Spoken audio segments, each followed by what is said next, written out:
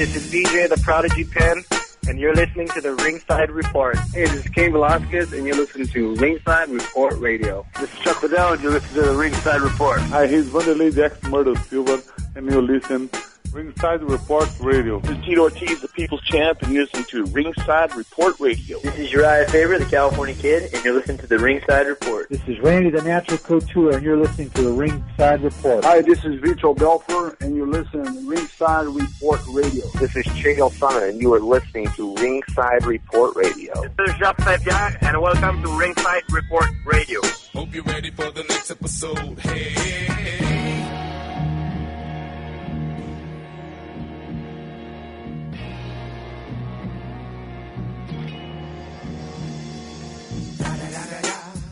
All right, welcome to the program. I am Dave Simon. We are live on TSN 690. Anthony D'Alesio is here. Fred Garcia, of course, here with me. Here with you every Friday night on TSN 690, talking mixed martial arts. UFC is going to be in Atlantic City tomorrow, as it's Edson Barboza versus Kevin Lee in the main event. Another lightweight main event. We had a lightweight main event last weekend. Pretty good fight in Glendale, Arizona, where Justin Gaethje and Dustin Poirier did battle. We'll get to those fights in a little bit here.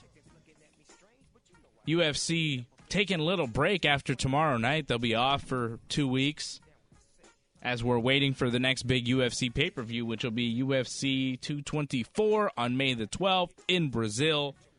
Amanda Nunes and Raquel Pennington for the Women's Bantamweight Championship in the main event of that. Guys, welcome back. Anthony, welcome back. Glad to have you back. You had a little jiu-jitsu journey last weekend. That's Where right, were man. you? Boston. What happened? Boston, Massachusetts. What was going on? You know what? I'll tell you what was going on. What was the tournament? What was the deal? It was the IBJJF World Championships that were taking place in Boston. Like qualifiers? No, they were full World Championships. And some of the, actually the best jiu-jitsu guys from like pretty much all over North America were there.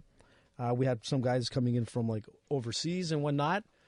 You had like big names. I mean, Bernardo Faria was there. You had Lucas Lepri, who was there. I mean, the talent was incredible. I saw some amazing fights. Like I was there the whole day. On the Saturday event, we were there like from, say, 9 in the morning till about 10 o'clock at night. And who were some of the big winners from the tournament? Do you remember who won some of these things? Yeah, there was like a whole bunch of guys like from all over the U.S. that were really dominating the game. I mean, like blue belt level fights where most people will probably think, blue belt is nothing, or white belt fights, it's like not a big thing. But in jiu-jitsu, like we were just talking off air, there are white belt and blue belt world champions, right? There's not just a world champion at black belt, right? There's a blue belt. No, but the black belt. Is there like there's a world champion at every level? That's how it works, right? There is. Is that how it worked for this one? Yeah, pretty much. But at blue belt up is where it counts. I mean, black belt is obviously like creme de la creme, and then really where it comes down to is that depending on who wins from what team, the team champions are the big thing. So I can say that like our team finished like third in the championship level as a team. So that's cool. So, and you weren't competing at this thing? I was supposed to compete, but in my weight class there was some issues. I'm like medium heavy because I know that you guys were making fun of me, man. You said I'm a medium heavy, like medium rare. I'm not medium well. That's not what you said. You said your quote exactly was middle heavy. Yeah, I was not like, medium. Remember, I was in Boston, probably having a few drinks at the bar when I texted you. But, well, Fred and I were questioning whether or not middle heavy is an actual division. It's actually that. That's what it's called. It's there's middle. It's like very different than what's fighting. The poundage on that one? Because then they have like the heavyweights, and then they have ultra weights, and then super heavyweights. Notice how he's bypassing the mid heavy answer. I say, what's the poundage? He's like, because there's super, there's mid, there's... No. So let's just say in my category, it'll be from 184 to 194. Okay. So then the problem is that guys that are heavy need to come down to that weight. They have to get to under 194 and under. That sounds like climbing downstairs, or it's like it's really hard. An opposite. Well, let's put it this way. I don't understand. When I fought in 2014, and did win gold medal. Oh. As a Canadian fighting an American, a U.S. Marine. What did you win a gold medal in? Middleweight, mid-weight, mid-heavy, actually. At what belt? I won in purple. And this was a what, world championship? Yeah, 2014. I made the finals. You were a purple belt world champion in your division in 2014. Yeah, I made the finals. I mean, talk about Ringside Report Radio here. We got world champions in the building. You know what I'm saying? Clap it up. I'll bring in the medal next week. I'll wear it. And nothing else. I'll just wear the medal and nothing else, man. Why? No, because I could do it, man. I'm a champion, man. I'm a champion. I could do what I want. Look, McGregor. All right, I'm going to break something right now. No, but listen. You still haven't told me who won anything at this thing. I said, hey, who won? Who were some of the winners? And you're like, there's white belts and blue belts. You really didn't answer any of the questions I had. Well, GTF won as team champions. Who's GTF? GTF. I know GSP. I know GTS. Well, GSP was fighting for different teams. Like, GSP was there? Renzo Gracie and all them were there for sure. GSP was there? No, GSP wasn't there. So why'd you say GSP was fighting for a different team? No, he was. He was in Abu Dhabi World Championships. He was fighting for different teams. In the past. No, but there's a lot of guys. Not this tournament that you were just at. No. But I wouldn't be surprised he makes his way back to some jiu-jitsu tournament at some point. Wait, what are you laughing for, man? It's GSP. I wouldn't be surprised we make our way back to the point of this show and away from this deviation of AJ. I'm glad to be back. I miss you guys. You know that? I really did miss you guys. Did I just call him AJ? Anthony. That's right, Anthony. man. Listen, I taped that. Last week's show was awesome. Last week's show was awesome. But wait a sec. I wasn't here. And it was awesome. I know. It was really good, and you weren't here. Fred, how did that happen? I'm not too sure. You see, that's not how you get the props. Listen, just quickly. If you want to see any of the fights that took place, you can go to the IBJJF website, and you'll see all the fights that took place. And really, take a look at some of the guys that are coming up from Blue Belt. It is insane. Insane. Oh, there's good jiu-jitsu happening everywhere. There's tournaments in Ottawa and Toronto. Oh, yeah, for sure. Let's just hope it gets fixed here in Quebec. You know, there's some happening on certain parts of Quebec, but they're not right technically legal everywhere. The sport is illegal, and here is young Fred trying to compete, starting his jiu-jitsu career, trying to become the next world champion for Ringside Report Radio. Right. I'm going to become a pro wrestling world champion, I think. I think that's my goal. You guys can be here or whatever. I'm going to be a pro wrestling champion, brother.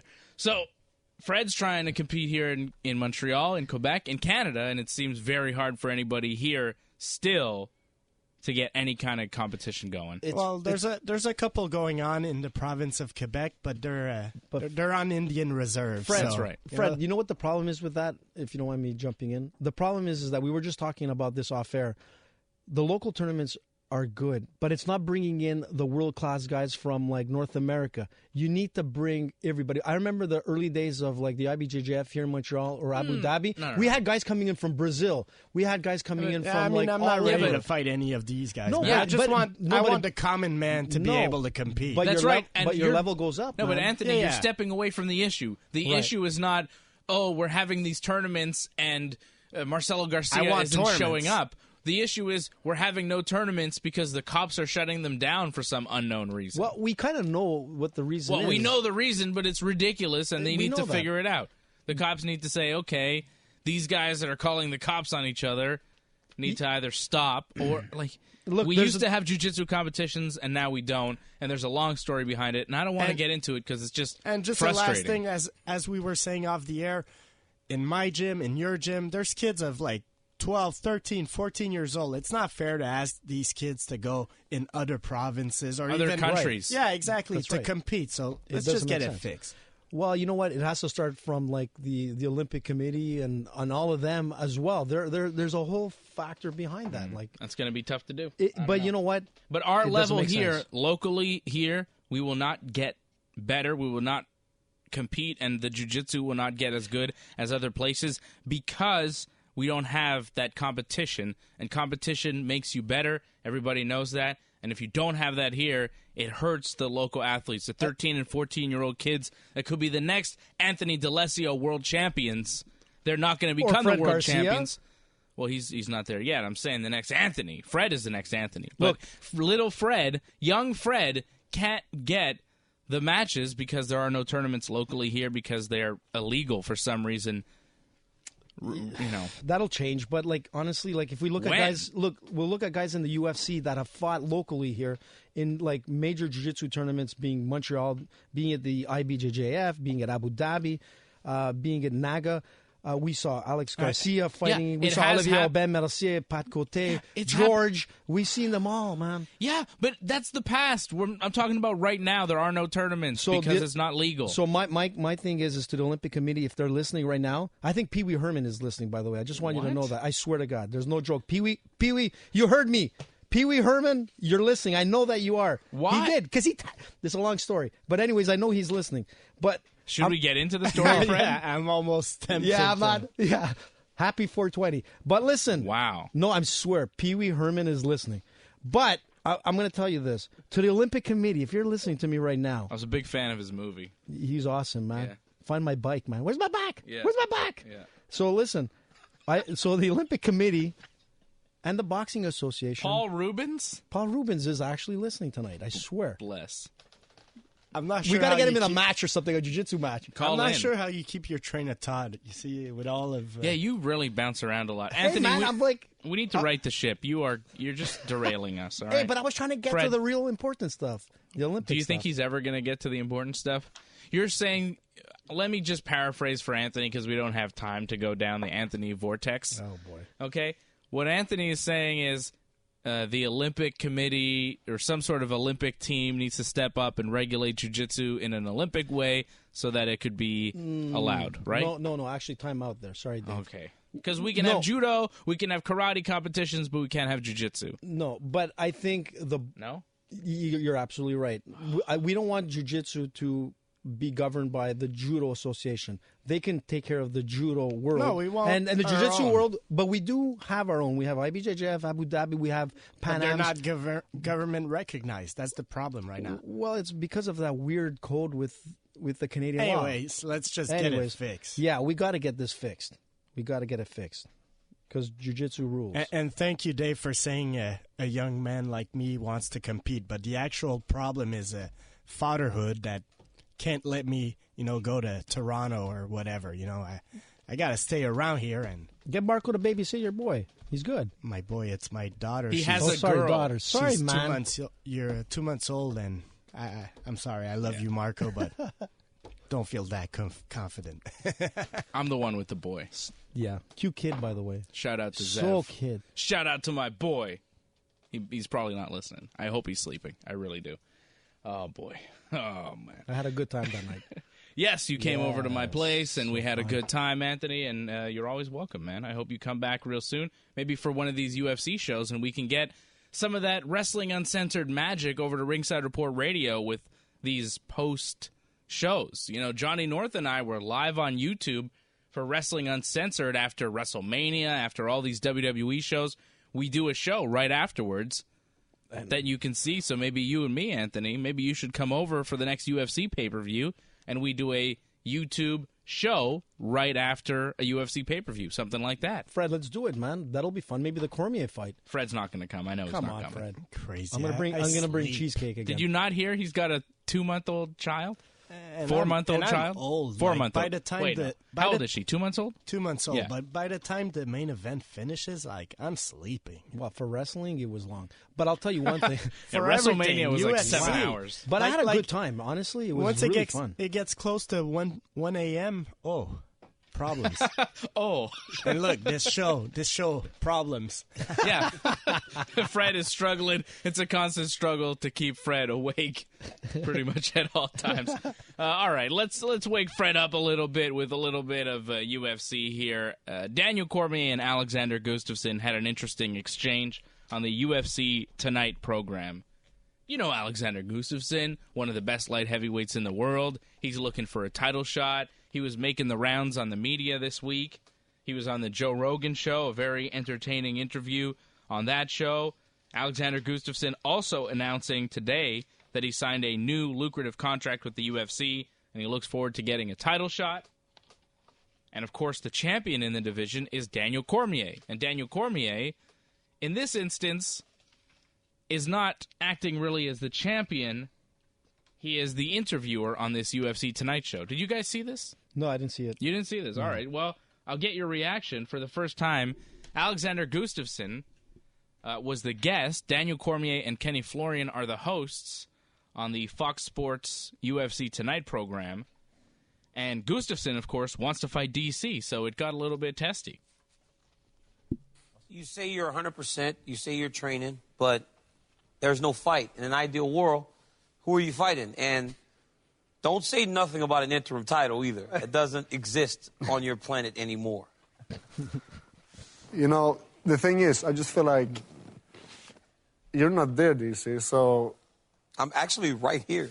Yeah, but you're not there. You're not in the division, my friend. So what's up with that? Man, looking from our faces, it doesn't look like either one of us are in the division. I'm in the division, I'm telling you. Man, who do you want to fight next, man? We got to move this interview. Come on. Who would you fight? Who would you fight an interim title? Yeah, who would you fight for an interim title if DC wasn't a couple of guys that I haven't fought yet, so right. I'll fight either one, as long as it's for an interim title, you know, and... I wish I could fight this guy, but, you know... He's busy. But you really don't wish you could fight jobs. I wish, of course. Come on, Alex. Of course. You didn't like that last time. I loved it, You didn't enjoy that. I loved that. You could not have enjoyed what I did to you in there. I'm here. I want to fight you again. No, you didn't. You know... We can pretend, but let's not pretend. No, let's that's just the do the truth. interview. That's Can we just do the interview? That's the Because you truth. know you did not enjoy what I did to you last time. Of course I did. Ask him a question.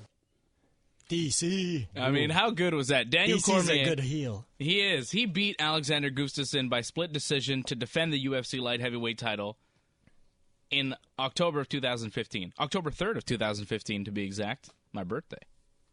UFC 192. Gustafsson, you know, had a great fight in there against Daniel Cormier. Had a great fight when he fought John Jones for the title. One of the best. Gustafsson is one of the top light heavyweights in the world, and I would argue that he is number 3, behind John Jones and Daniel Cormier. And he's gone the distance with both guys and had a really tough go of it, had close fights that some people thought he won. I agree. I agree I with mean, that. one judge thought he beat Daniel Cormier on that night. It was a split decision. That means one judge scored it for Gustafsson, and the other two scoring it for DC, and I don't think it was by a wide margin. That fight was great. It was very close.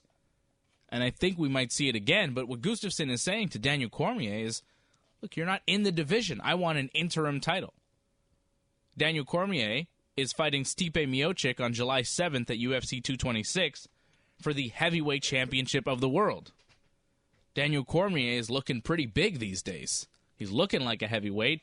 Cormier saying to Gustafsson, he doesn't look like a light heavyweight. Gustafsson's looking pretty heavy as well. If you saw the video to this, you'd see Gustafsson looking large, but he says he can still make 205 pounds. Well, I mean, when they're off, you know, they take some pounds on. I have no doubt that Gustafsson, like, his frame is made for light heavyweight, so I expect him to continue at light heavyweight, and I would have no problem with an interim title. I mean, remember when McGregor went up to lightweight? You know, the featherweight division was like you had an interim title for Jose Aldo that was then changed to the real title. Yeah, when Aldo beat Frankie Edgar at UFC 200, so that was for the interim title. So the case is similar here at light heavyweight. So put an interim title. If anything, it would make more sense than some of these other ones we've seen. If you do an interim title, who would you put up against Gustafsson? Because I think we can all agree that Gustafsson would be in that fight. If Daniel Cormier is not in a UFC light heavyweight title fight, who do you put in that fight right now, other than Gustafsson? I mean, I would love to. I mean, obviously, it won't happen right away. We don't know, but I'd love to see a second fight with Bones Jones. Well, that's not happening because John Jones is looking at a potential 4-year suspension. Alexander Gustafsson talked a little bit about John Jones. Let's hear Gustafsson, and then I'm going to read Jones's response, which was pretty rough on Twitter. And I don't really understand where John Jones is coming from these days. Here's more of Daniel Cormier and Gustafsson from UFC Tonight. He didn't wants win an interim title. But no, man, interim title. I just fought in January, Alex. I just fought in January. How you want an interim title? DC, I don't know if you're coming back or not. I'm coming back, man. If you can make 205 with the way you look right now, I'll be able to make 205 because we're both heavy. I don't know about that, DC. I don't know. You look massive right now, so I don't know. All right, your last fight against Glover Teixeira. I admit, you looked as good as you've ever looked. Thank you. What do you attribute that to?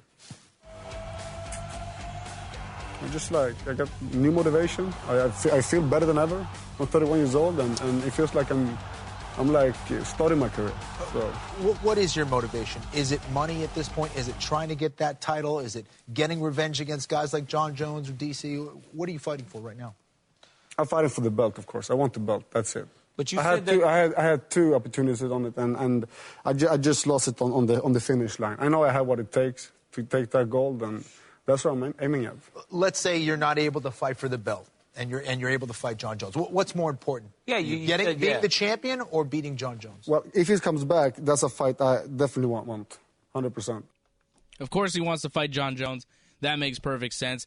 DC doesn't seem to want an interim title. DC is saying, look, I'm the champion. I just defended my title in January. I'm going to fight for the heavyweight championship, but win or lose, my next fight is at light heavyweight, which I guess could be in December. Even though, there's talk, like, what if DC wins the heavyweight championship of the world? Does he really drop back down to 205? Because there's talk of him fighting Brock Lesnar if that happens, right? Like, that's a big money fight. If I'm Daniel Cormier and I win the heavyweight championship, am I going to turn around and fight Alexander Gustafsson back at 205, drop all that weight again? Or do I stay heavyweight champion and I take a big payday against Brock Lesnar? I think you take the Brock Lesnar fight. Plus, so undefeated. Gustafsson, at heavyweight. Yeah, DC's undefeated at heavyweight. DC's undefeated except for John Jones. No one's ever defeated Daniel Cormier other than John Jones. Did it twice. So either way, if you're like, I see DC's future being at heavyweight. If he wins, definitely. If he loses, he comes back. But interim title still makes sense in the meantime. I mean, the UFC, that's what they do right now. Yeah, but I don't think DC has many fights left in his career. Honestly, Yeah, I think he has right. maybe one or two. So he'll you squeeze don't out. think he's coming back? Because I think if he wins, he'll probably walk away as a champion. Oh no, I don't. What think if he walks loses? away. If he loses, I think he drops back down and defends the light heavyweight title, probably against Alexander Gustafsson, right?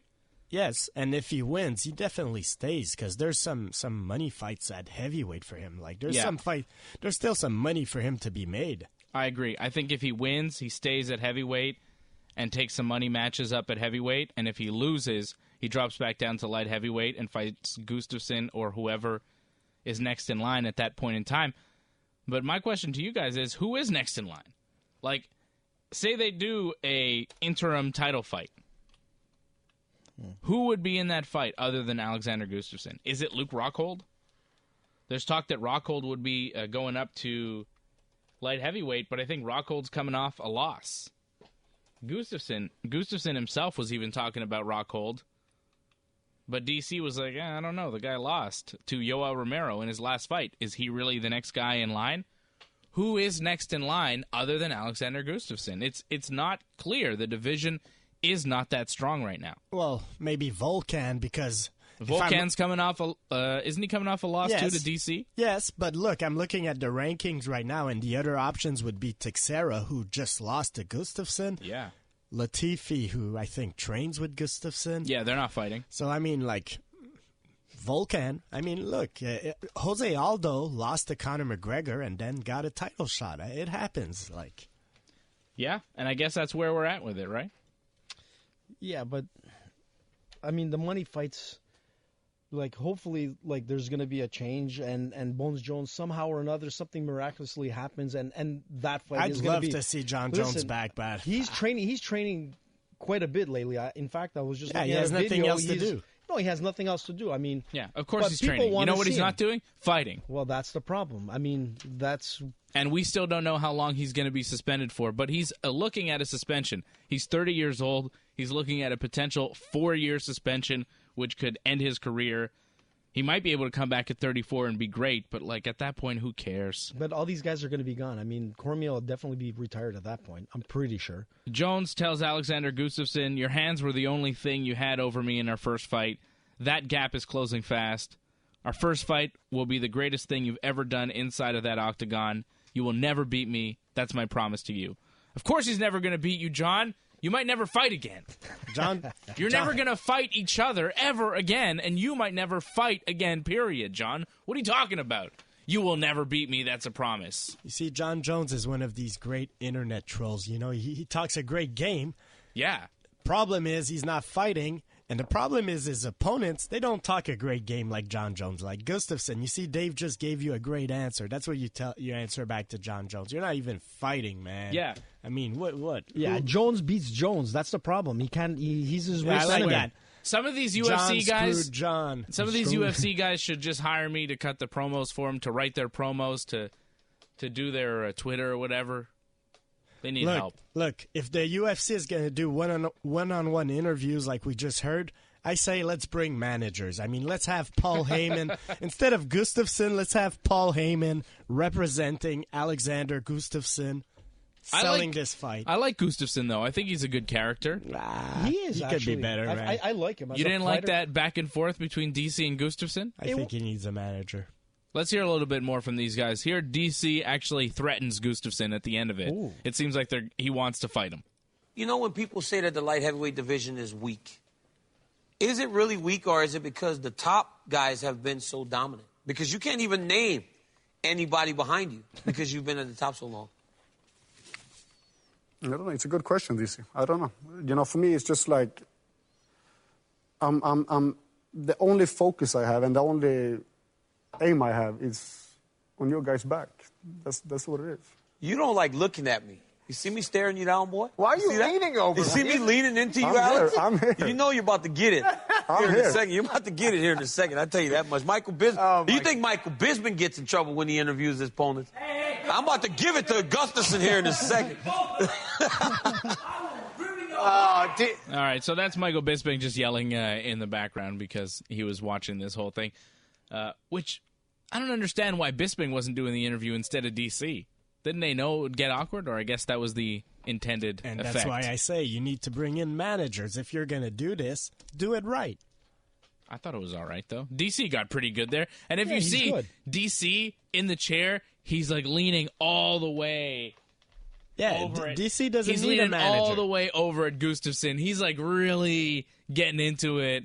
DC doesn't need a manager. You think Gustafsson needs somebody to cut his promos for him, Fred? Gustafsson maybe pleases like a Bret Hart fan, but doesn't do it for me, man. How dare you disparage the name of Bret Hart? The promo that I like. Are you disrespecting me because you know that I know that Bret is the best there is, best there was, and the best there ever will be? Is that what you're saying to me? Yeah, if you put the letter S in front of Hitman. No! You got my exact definition of Bret Hart. No! Using a Steve Austin line against me. How dare you? How dare you? Oh, man. Fred is just rattling me here. Anthony, help me out. I can't take it. I got to get more involved in the wrestling world. Yeah. I am. So, what do you think here? Alexander Gustafsson and Daniel Cormier. Is that a fight you want to see again? I'd like to see it again. I hope we do it. Fred thinks DC is going to win the heavyweight title. I think Stipe's beating DC. What do you think? That's a tough fight, right? It's going to be a tough fight. It's going to be really close, but I don't see... And I love DC. I think he's, for myself, he's one of my favorite fighters. But I don't think he has what it takes to beat Stipe. That's for sure.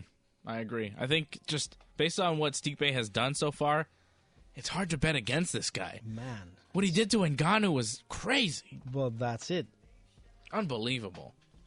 Stipe is going to be there for a while. We know who Ngannou's fighting next, and it's a good one. It's a good one. We're going to get to that. We'll tell you who Francis Ngannou is fighting next. Also, I want to talk about a fight in Bellator that could be big. Or would it be big? Is it going to make any money? They're definitely hyping it up on Twitter. Is this just a fight for MMA fans, or could this be big for Bellator? We'll get to that. And UFC Atlantic City tomorrow night.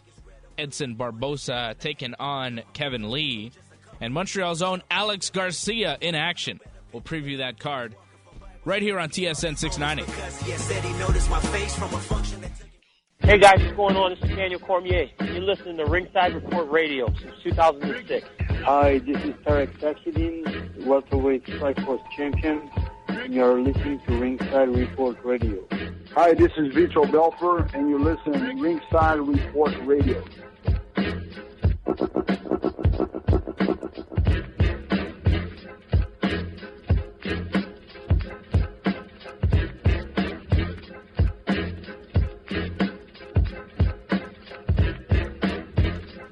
welcome back. This is Ringside Report Radio. I am Dave Simon. Fred Garcia and Anthony D'Alesio right here with me. RingsideReport.net is our website. We got all the shows over at RingsideReport.net. We've got Ringside Report Radio. We've got Wrestling Uncensored. We've got all the pre- and post shows.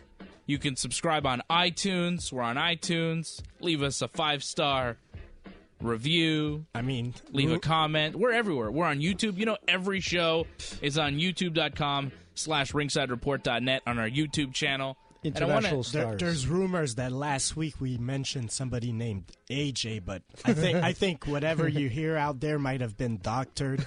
Might not be the original. Yeah, I think that audio. was hacked by Anthony. In Boston, they were saying AJ. Oh, that guy from TSN 690. Yeah, I know him. Who? AJ. Who? Anthony? Who? I never heard of AJ. I don't know who you guys are Don't talking worry about it. I know Anthony D'Alesio. AJ's in the house. Hey, listen, Fred. I was going to say, actually, Dave, not Fred. Who are we talking about? We're talking about, like, wrestling, but that Johnny North, I want to tell you, man, he's huge, eh? Of course. He's Johnny North, the Johnny co-host North? of Wrestling Uncensored, which will air tomorrow night at midnight right here on TSN 690. Yeah, he's a big guy. He's a professional wrestler. He's in the gym 6-7 days a week, lifting heavy weights. He eats clean. He's never had a drink of alcohol. Well, maybe he's had a beer once or twice in his life. Yeah, but like very, very straight. Does not drink, does not smoke, does not really eat sugar. I mean, this guy is very disciplined. But he needs to do jiu-jitsu. That's the only thing.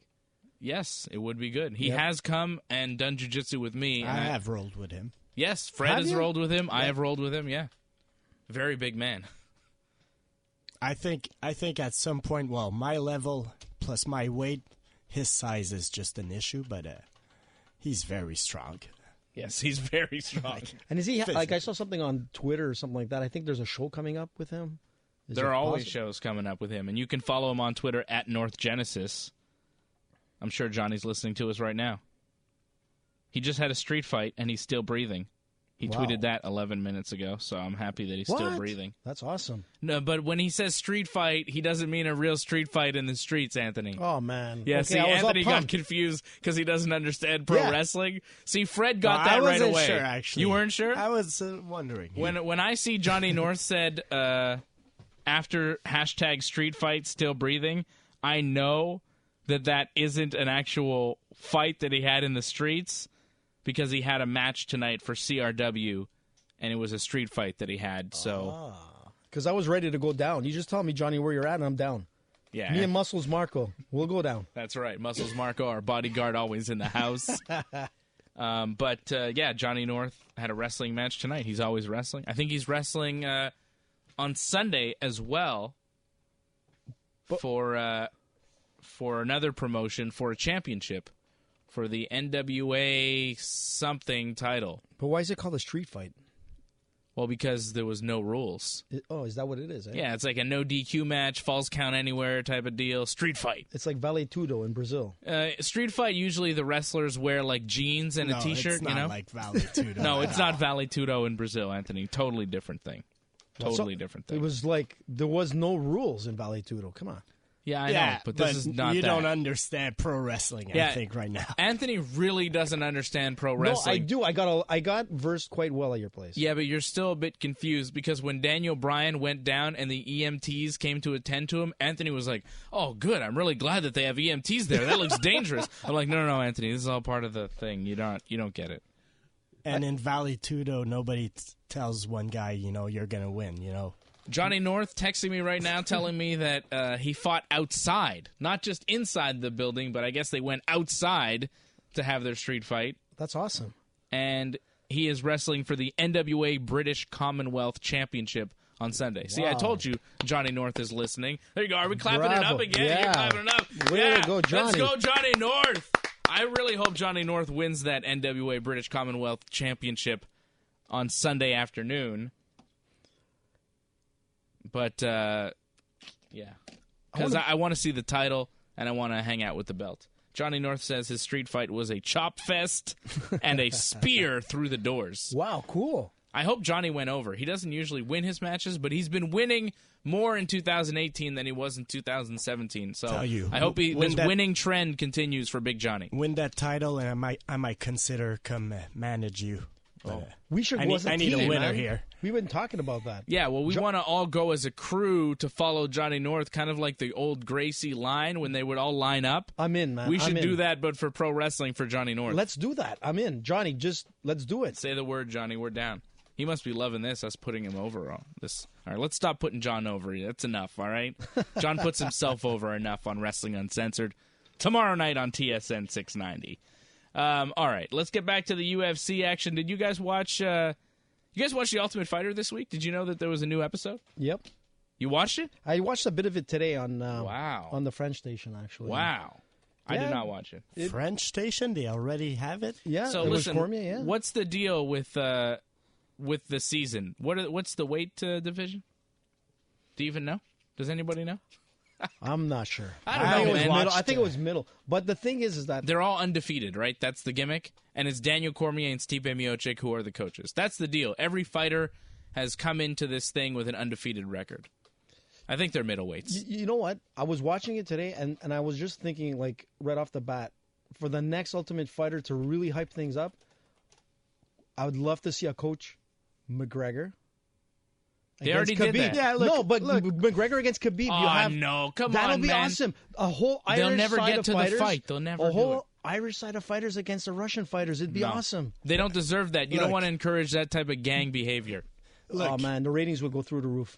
The ratings would be there for Conor, that's for sure, but it won't happen. As far as Stipe, this week I saw him. He made the rounds on ESPN trying to promote the fight with Daniel, trying to promote The Ultimate Fighter. It's featherweights and lightweights. Sorry, it's not middleweights at all. It's two divisions, featherweights and lightweights this season. Unfortunately for Stipe, man, he needs a personality. You know, he's a little bit... He needs a manager? Well, yeah, he probably needs a manager. I'll offer my services again. But like, what's Jimmy Hart doing these days? You know, Jimmy Hart's still kicking. They need to bring back the megaphone. Imagine that. But anyways, on ESPN, they ask him, they go to him, what's going to happen against Daniel Cormier? And Stipe just answered, well, you're going to have to see. No, you got to sell it. You got to say like, oh, I'm going to destroy him. I'm going to kill him. I'm going to dominate him. Don't just sit there smiling, telling me, oh, you're going to have to see. I mean, I'm going to watch it, but the common man wants more than that. They want the Conor McGregor effect. Now, Stipe has been like critical of Conor, but you still have to bring, a little bit of that promotional aspect, which Stipe, you need to work on, man. He's just a common man, working hard with his hands. So get him a manager, get him Sweet Sapphire. But it's hard. He's a fireman, man. Anthony didn't get any of that, Fred. No, none of it. Right over his head. There's a wrestling thing again. Yeah. I'll get him. He's just a common man. No worry. We'll get to it later, Anthony. We'll figure it out. I like Stipe. I think he's got a good personality, but he's not Conor McGregor, and not everybody's going to be that guy. He doesn't sell, man. It's a little boring. He's an awesome fighter, though. I'm so excited to see him fight DC. That's the fight of the summer. I don't know what it's going to sell on pay-per-view. Speaking of fights that might sell, what about Ben Askren and Rory MacDonald? These guys are going back and forth on Twitter. They're not too happy with each other. Is that a fight? Now, of course, we want to see it because that's a great fight at 170, two of the best welterweights in the world. But is that a fight that you think could make a lot of money for Bellator? Yes, and you know what, Dave? I hope so. We talked about that about 3 weeks ago. Remember when I mentioned that? I said Rory MacDonald and all that.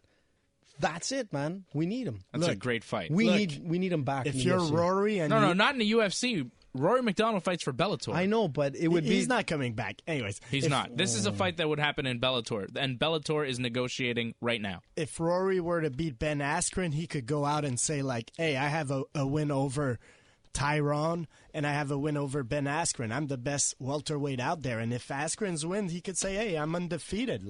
So yeah, Askren is undefeated, former Bellator champion. So this is a legit welterweight championship. Yeah. I mean, and this would be Woodley's the champ, but both of these guys are among the best. And of course, you know who the last guy to beat Woodley is, right? Rory MacDonald. I think you can make a claim that Rory MacDonald is the best welterweight in the world today. That's why they need him back in the UFC. I keep saying that.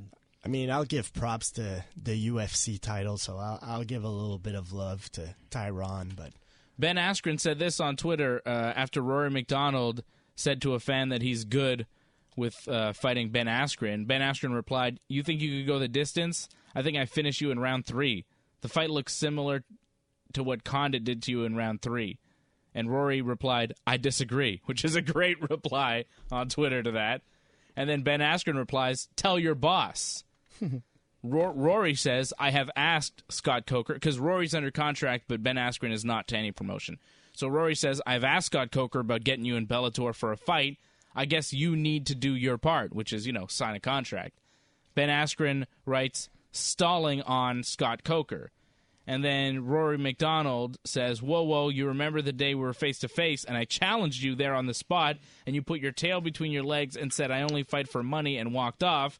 The only one stalling is you. If you want it to happen, make a deal with Bellator, and I'm ready to go.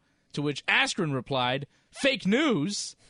I approached you, and I told you that I told you that you would be an easy night's work.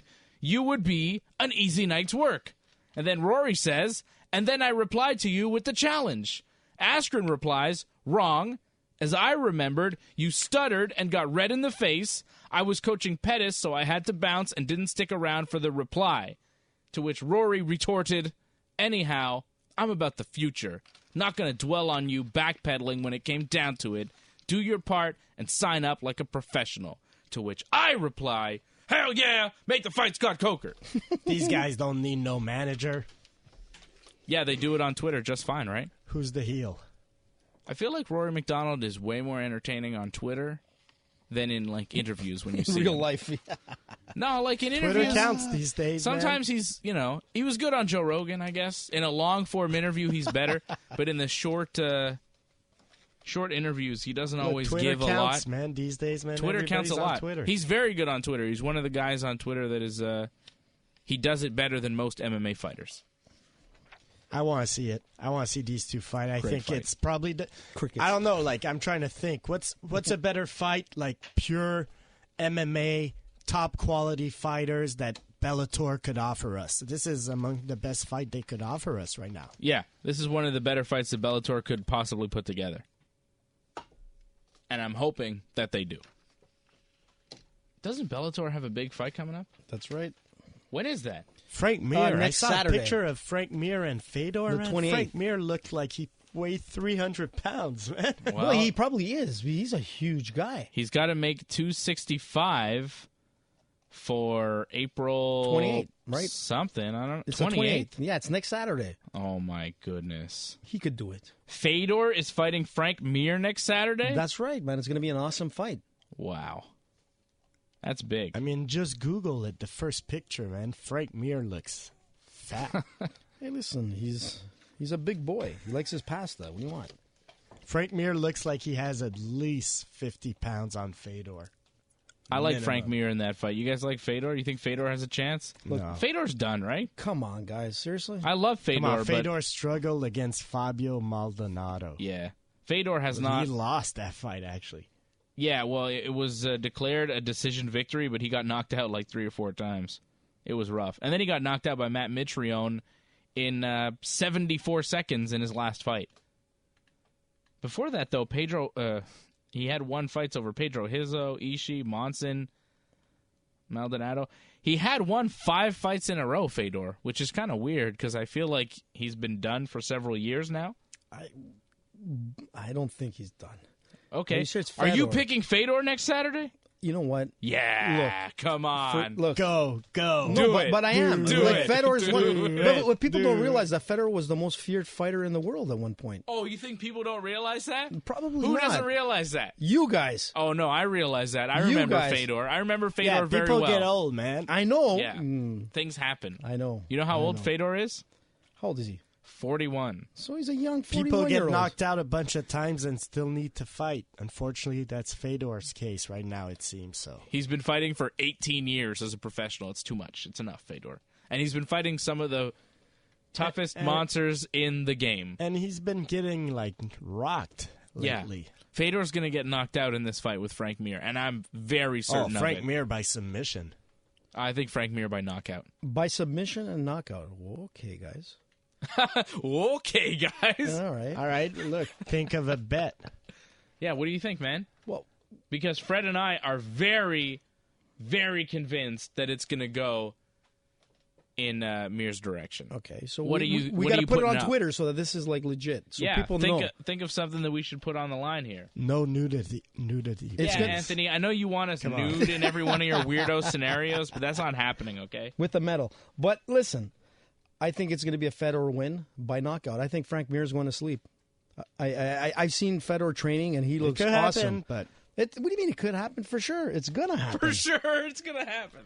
Look, I would love to see it. Let's have a money bet. I would love to see it, but how much would you like to see that, though, Fred? It would be cool, right? No, I'm a Frank Mir fan. Oh, yeah. I like Frank Mir as well, Fred. I'd like to see Fedor get a win at this stage in the game. Like, I like to see guys that have been fighting for a long time have success all of a sudden. I saw Yushin Okami on the prelims for the UFC fights last weekend, and he won. And he had a really nice win, and I was happy for Yushin Okami. It's like this guy's been Verdun by triangle, Frank Mir by triangle. Whoa. But I like to see the old guys still doing well. You know, Yushin Okami, he's still doing well. He got a win last weekend for the UFC. You know what made me sad? The Carlos Condit loss. Yeah, that was pretty sad. That was really sad. He lost to Alex Oliveira last weekend in the co-main event, and you know it's weird with Carlos Condit. He's only 33 years old. But he has lost now 4 in a row. The Magny fight and now Oliveira. It was a tough one to watch. Condit has been through some very tough fights. You know, he fought some of the best fighters in the world in a row. He fought Rory MacDonald. He fought Dan Hardy, Dong Yun Kim, Nick Diaz, George St. Pierre, Johnny Hendricks, Martin Kampmann, Tyron Woodley, Thiago Alves, Robbie Lawler, Damian Maia. Wow. That is a hell of a run. Absolutely. Fighting, I mean, that's murderer's row right there. That is tough. Maybe another break. I mean, look, from August 2016 to December 2017, that's like over a year he took off. Maybe he takes another year off, and we like. You know what? Just looking at the expression on his face when it was done, I looked at him. I really my heart went out to him. That face shows that he knows put a he's message done. out. He's done. He put a message out, and he didn't seem to know if he wanted to retire. That's the feeling I got when I read the message. I don't have it in front of me. Look, I feel take some time off. He's a warrior. He likes competing. Will he ever be in another title fight? Probably not, but I'm going to watch another Carlos Condit fight if he does fight. Yeah, I'll always watch Carlos Condit fight. The guy's a legend of the sport. He is. It makes me sad that he's had such a tough go of it as of late because he's a really great fighter. Yeah, very good guy. Got to know him a little bit when he was here in the city for his GSP fight. But he's 2-7 since 2012, guys. Honestly, I think he's realized. Look, Tito Ortiz is fighting, man. I mean, if there's a place for Tito Ortiz in the MMA world, there's definitely a place for Carlos Condit. Nothing against you, Tito, if you're listening. Oh, he's listening, yeah. For sure. Yeah. Him and Pee-wee Tito Herman. always listens. Yeah, Pee-wee. Shout out to Pee-wee. What did you guys think of that fight card last weekend? Dustin Poirier, Gaethje in the main event. Poirier with a really nice win. A pretty exciting fight. Gaethje always brings it, right? Poirier as well. I mean, this guy's one hard-working guy. I've seen him from the beginning to where he is now. I tip my hat to Poirier. In his first fight in the UFC, Gaethje against Michael Johnson, he won. But I remember I said, this guy takes a lot of damage, and he does. He's very exciting to watch. And look, he's another guy. I'm going to watch him fight. But, man, I don't think his style is a championship winning style. But it's a fun style. He himself said, I think he has 5 other fights in his career. Give me 5 other wars, and I'll applaud. I'm a fan, but I don't think that's not what you would teach a young prospect that has a championship potential. That's it. It worked for a while, this style, but he's having some problems with the upper echelon, and takes he's too struggling. Much damage. Well, I mean, even against Michael Johnson, he took a lot of damage in that fight. Yeah, but it's a roll of the dice, I think, and and it's not going in his favor right now. But for Dustin Poirier, it's looking really good. He wants the fight with Khabib Nurmagomedov. Khabib is out talking, and he's mentioning Dustin Poirier as a potential opponent. He wants Conor and maybe Tony Ferguson, but you know, if you're Khabib Nurmagomedov, Conor is a real question mark as to whether you're never going to fight him. Tony Ferguson, I mean, do you really want to go through that whole thing again? Dustin Poirier may get the next shot at the UFC lightweight title. He deserves it. Does he? Absolutely. He comes out and he doesn't fights. Tony Ferguson deserve it? He's the interim champion. No, for sure. But it's tough to make that fight right now because they've tried to make it so many times and it's failed so many times at the last minute. Look, Poirier's on a good run. Gaethje, Pettis, that's 2 legit wins. I mean, Pettis used to be the champion some time ago, but still, 2 wins for Poirier.